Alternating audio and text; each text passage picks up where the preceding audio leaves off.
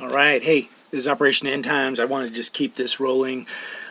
This is, I'm your Jedi Warrior for Jesus, Ben Hellisted. This is the Building the Ark series, part 13, and we're going to call it Her Law, and I think there might even be a part 14 here, but I just wanted to keep going while I got my train of thought. But in Proverbs 1:8, it talks about her law. And if you do the research into wisdom, just do a word search by wisdom and look at everything that's talking about wisdom in the Bible. But Proverbs 8, it says, or let's back it up, 1:7. The fear of the Lord is the beginning of knowledge, and fearing the Lord is hating evil. So once again, that's why part of the distortion in the churches is they talk about, they do their laundry in the church, and then they almost act like there's nothing stopping you from going back to doing evil all week long, but then you come back into church and you pray to God for forgiveness, and it's this endless repetitive cycle of sinning and praying for forgiveness. Whereas I'll tell you what, the true power of God and the Holy Spirit, that Jesus Christ understood, is the Holy Spirit of wisdom, man, and it's the beginning of wisdom, of knowledge, is fearing God, which is hating evil. So it's getting the power as you reach these forks in your walk of life. And path 1 is a shadow path. Path 2 is a light path. And if you pray to God for understanding, for your mind to be open, to be smooth, that's why Jacob, in the Bible, Jacob and Esau, Esau was the hairy man. That's because he was kind of like a 3D carnal manifestation of the beast man, the mighty man, the glory man, trying to make a path of glory, which is based on his ego and his own erection, because that's what it comes down to, man, is the male path of rulership is based on the erect penis, which is all over the world, that's what that stands for. But even Esau eventually came to see God a little more clearly. But Jacob was described as a smooth man. Some people want to think he had no hair on his body. Maybe so. But I'm telling you, what it was talking about was his mind. The mountains, the hills, and the valleys had been removed. The things blocking him from a more fuller understanding and relationship and ability to talk and follow the will of God. And guess what? He was basically spiritually a daughter of men, because that's what it comes down to. Jesus came as a servant. Wisdom is, mercy, compassion, understanding, and the humble path for a man is the beginning of his understanding of the female aspect of God, the Holy Spirit, and wisdom. Humble thyself, and then fear God, hate evil, and pray for wisdom to get a foothold in your brain, but you have to be made smooth, your mind, for wisdom to put her foothold down, or toe into your mind, a fertile field for truth. But, wisdom is the deep water. Proverbs 18:4. Ecclesiastes 8:1. Once again, it's that 1 and the 8.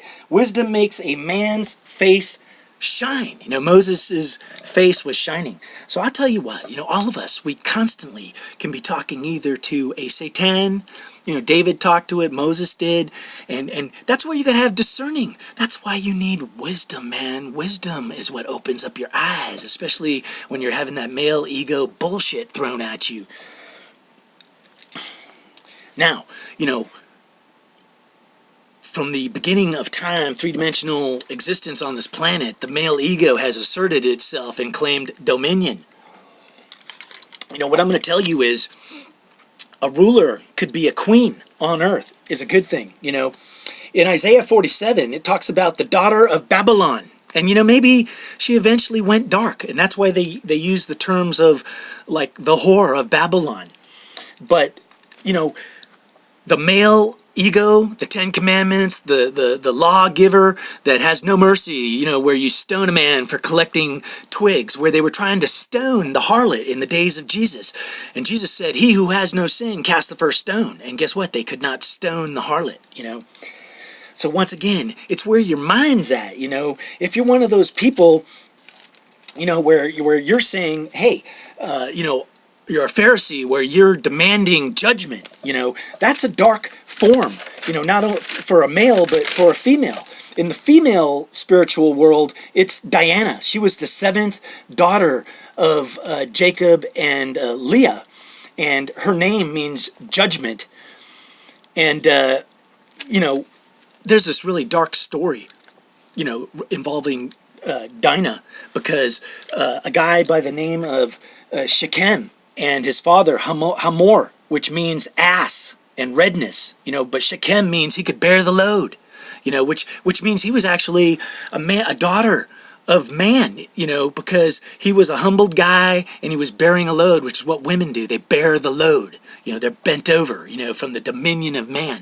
But Shechem, he kind of did an evil thing, is he took the daughter, Dinah, but that's basically what all men were doing back then, even Jacob's sons, so they were hypocritical. But when he did that, he got to know her, but he fell in love with her and he wanted to cleave with her. He wanted to get married. And that's where the dark tale is told, where the sons of Jacob, you know, in their darkness, in their judgmental frame of mind, they just wanted to kill those guys because they had defiled their sister, which is really hypocritical, because I'm sure they have that Jacob's sons had defiled many women, you know, just like the sons of God defiled women, or were defiled by women. And, you know, that's one of the truths, that when it talks about the angels that were women, it says they're going to be accountable for what they did. You know, in the book of Enoch, it talks about, in chapter 19, it says, those who led astray, the angels who led astray, or who were led astray by the women, that they might salute them. Now, salute, you might think, is an erection, but it's also worshiping. You know, you're saluting, you know, in the military, you salute a higher commander, you know. So that was part of the distortion of the fallen sons and of Lucifer, which is the dark queen bee, which is elevating a woman, just like, you know, that's what Lucifer said, is I will ascend to the highest, you know. So they want the woman to desire to be a queen. But guess what? For men, with their egos, it's kind of natural for us to want to do that, to say, I am God, you know. And you know, that's the deception, is you can't be God, and you have to, you know, part of your spiritual walk, if you've been blessed to be a man spirit here on earth, is you gotta quench out your ego, humble yourself, and you know what? The Holy Spirit that comes into you, it's a female spirit of wisdom, man. You know, and it's a good thing. It's the yin and the yang, where you become a whole man, and that's what's being born, my friends. That's what's being born, is the whole man and the whole woman. There's a whole lot of healing that's going to be going on, but the midnight hour is coming. You know, Jacob, he wrestled the spirit, his own male ego, but then, you know, when he was touched in the thigh, when the sun was directly above him, the midnight hour, it was like the sinew went limp, you know, stopped saluting, you know.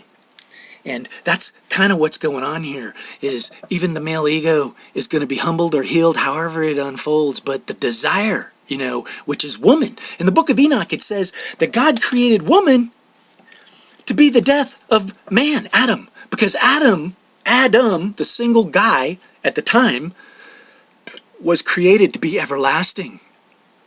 If he had never married, you know, if he had never become a lonely boy, because what he was doing is lowering his vibration, and there was other things he was doing. So his fall, the distortion was already unleashed like ripples in a pond, you know, by the Lucifer rebellion, the fallen sons, the iniquity coming out of wisdom's chamber, and men were going dark. Boom! The earth was dark and void, you know, and destruction and death, you know. The Lord said he wanted man to die through woman, because the minute he said, two are one, I'm leaving my father and my mother, that was death, you know. Super dark thing that Adam did.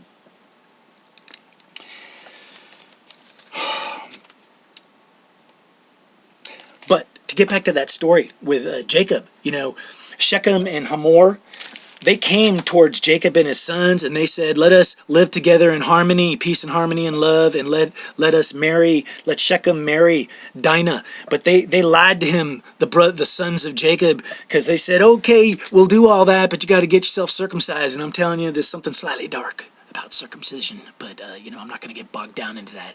But that's how it unfolded, is they even agreed to do that, to cut a piece of skin off the top of their pole, which, you know, I'm not circumcised. What you want to be is spiritually circumcised. The 3D carnal manifestation of it is a slight shadow, but God bless anybody that's been circumcised. You can still be walking on a path of light. You know, it's not going to hold you back. But in this story, when Shechem and Hamor and all his kinfolk, they all got circumcised, it was like the second or third day they hadn't even healed up, but the sons of Jacob came in and killed them all. And they said, you deserved it because you defiled our sister.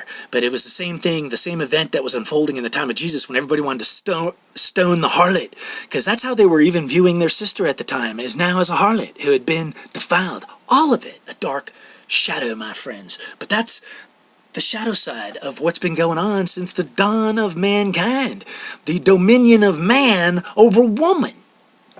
And all these cattle references, you know where the brothers were when they heard about the women being defiled? They were out tending their cattle, which right there is the cattle. That's some kind of slave servant bondage, you know. That's what that means. But anyway, you know, Lucy in the Sky with Diamonds, which I was playing in part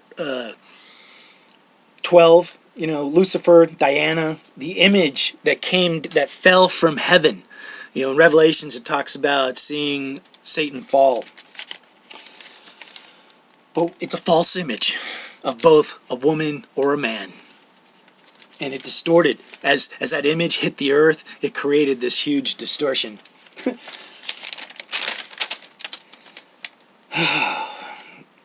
Anyway,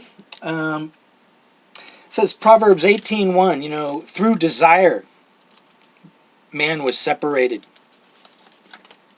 And, you know, God is not a divider. God is a uniter. So when we're being divided... Oh, Exodus 35, verse 26, it says, women who have wisdom have goat's hair. You know, hairy goat's hair.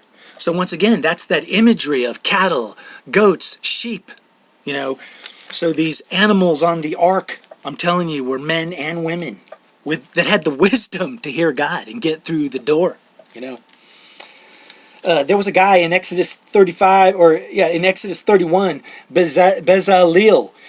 But he had wisdom and all sorts of mad skills that he got from wisdom, but he was known as in the shadow. And guess what? When wisdom touches down in your mind, you know, because that's the darkness, the abyss, but it's where the light and the knowledge is. You're in the shadow of God. You're in favor under His protection. When you talk about the wing of God, that means you understand wisdom, you know. So if you're up there, if you're locked in some kind of a labyrinth or carnal, you know, block, where you think somehow that as above, that in heaven, women are suppressed, you're out of your mind. There's both women and men in heaven, angels, and, you know, the triune aspect of God is Father, Son, Mother, a perfect bond of love and truth and understanding. And, you know, we're at a point now where, you know, even if it hurts, those of us that can see, that have some wisdom, we're spitting it up. And that's the spittle that Jesus put in the eyes of those that were blind. And we're going to open up eyes. We're going to pull people out of the fire, my friends, because it's a glory path. Oh, I was going to say the daughter of Babylon in Isaiah 47. You know, it means the lady of the kingdoms, and it's from, the word is Gebereth. It's mentioned 9 times out of 9 times. It's Hebrews 14:04, but it comes from the root 1376, which is Geber, which means Lord or ruler. And, you know, in the male-driven world we're living in, there's been a few queens. The Queen of England, you know, there was Margaret Thatcher, whatever, but...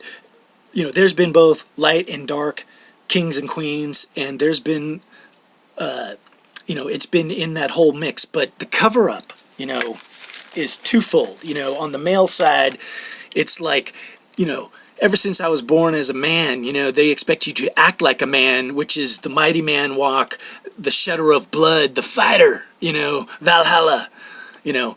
And I'll tell you what, that isn't actually the true walk. You know, it's the humble path that Jesus Christ laid out. And because He had true wisdom with Him, you know. But with women, they have a forked path as well, you know, which is how to be a daughter of man, which means they're spiritually lit up and connected, because they have, Eve was designed to heal mankind, because man was to become more like woman. Because women are beautiful. They're loving, compassionate, understanding, and for men to do what we've done to women for thousands of years, treat them like cattle and animals, and to have dominion through a bond of marriage. I'm not saying all marriages are like that, but lots and lots of them are, my friends. The key is to be prepared for what's about to unfold, my friends. The final episode of Building the Ark is coming up. May God bless you for following me this far. All right, I'm Ben Hellisaid, your Jedi warrior for Jesus. This is Operation End Times.